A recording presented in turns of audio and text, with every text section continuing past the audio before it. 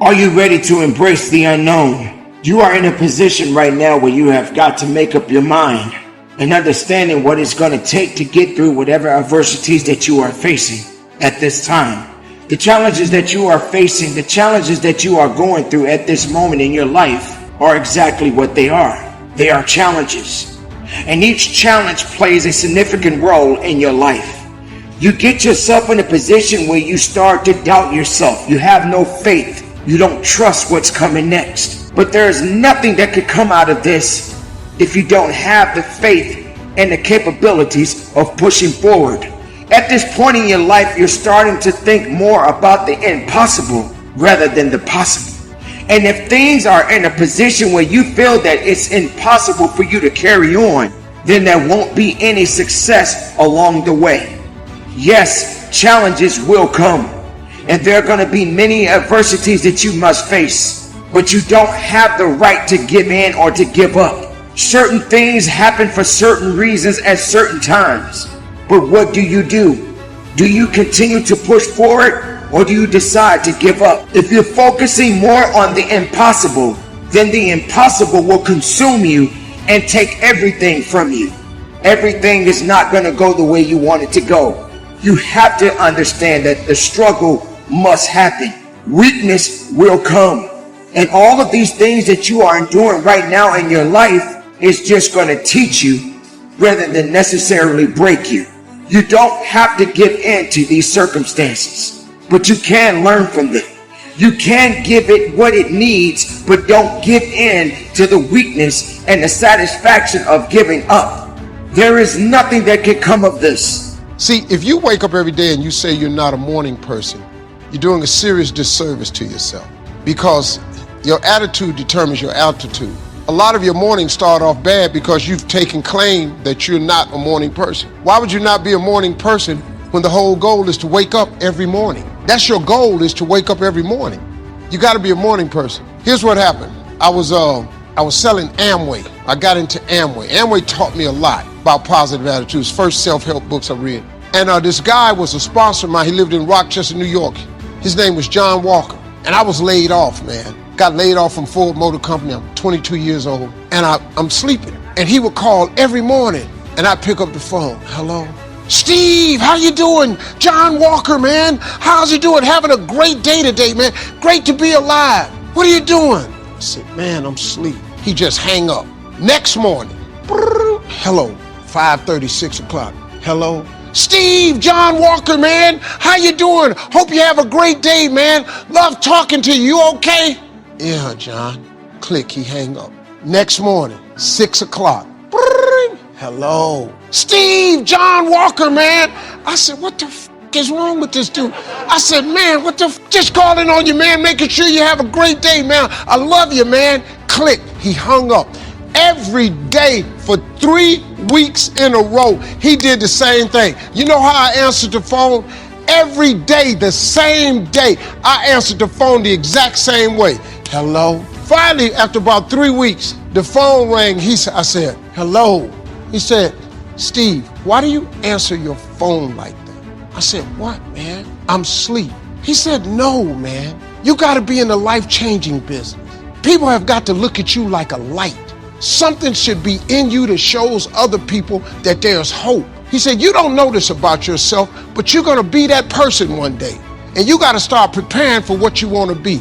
I said, man, I'm not a morning person. He said, yes, you are.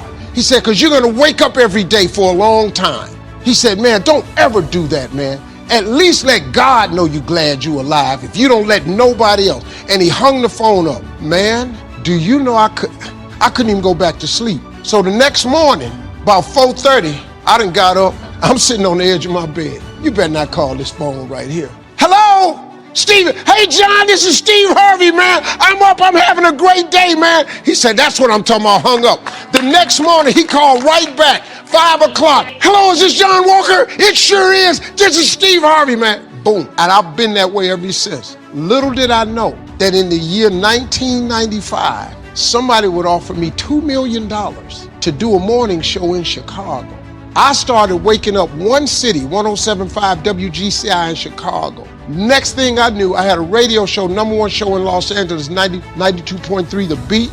I started doing that show. Then in 2005, I got the biggest syndicated adult contemporary morning show on planet Earth, the Steve Harvey Morning Show. I'm in 112 cities who listen to my morning show in 112 cities. He said, you don't know it, but you're gonna be a light one day, and people gonna look to you for that light. At 22 years old, completely changed my life. And ever since then, I've been a morning person. You did? I wake up every morning the same way. I can't wait to wake. Me and my wife get up. Me and Margie wake up every morning at the latest 6. We're sleeping late till 6. Usually it's 5:30. We have coffee because nobody's up. And me and my wife sit in front of fireplaces. We sip coffee. We go out by the pool. We drink coffee because we set our day up. Blame. All of us have blamed others for our troubles from time to time. In fact, the tendency to blame someone or something goes back a long way. When there were only 2 people on earth, it wasn't long before they started blaming. The man said, "It was the woman. She got me into this." And the woman blamed the serpent. Blame seems to be one of those negative tendencies that just comes naturally, the ego striving to defend itself. I told Mr. Schoaf that my problem was everything costs too much. However, he soon set me straight on that by saying, "Mr. Rohn, that is not the problem. You can't afford it. It's not it. If you keep dealing in it's, you will always be broke, unhappy, and disillusioned because you will never have enough. Don't deal in it. Deal in you." When I finally learned to change my thinking from it to me, I changed my whole life. What a life-changing experience to finally meet someone who doesn't hesitate to put it on you or on your tendency to indulge in blame or procrastination. That is indeed a banner day when you meet someone who has learned how to skillfully and carefully attack the same problem that has kept you from doing very well, or kept you beneath your potential, or kept you off balance as to your own self-worth. It is so easy to mistake appearances for reality, to confuse the symptom with the real cause. Guess how many excuses we have? 1,000,000. And in the course of a lifetime, we will probably use them all, unless somebody finally comes along and blows all those excuses apart to make us come face to face with the real reasons for our current dilemma. Until that time, we will probably use another 1,000,000 excuses to prevent ourselves from having $1 million. What are you going to do starting today that will make a difference in how your life works out? See, if you don't do something starting today that will make a difference, guess what? It's going to be the same. And you can guess what the next 5 years are going to be like. Just look at the last 5. The next 5 years will be like the last 5 unless you, Major Key, make all the changes.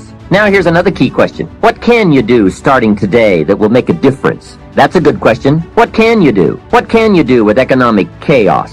What can you do with massive disappointment when it's all gone wrong? What can you do when it won't work, when you've run out of money, when you don't feel well, and it's all gone sour? What can you do? Well, let me give you the broad answer first. Here's what you can do. You can do the most remarkable things, no matter what happens. Hey, people can do incredible things, unbelievable things. A man can do the most amazing things with the most impossible circumstances. A woman can do the most remarkable things with the most disastrous circumstances.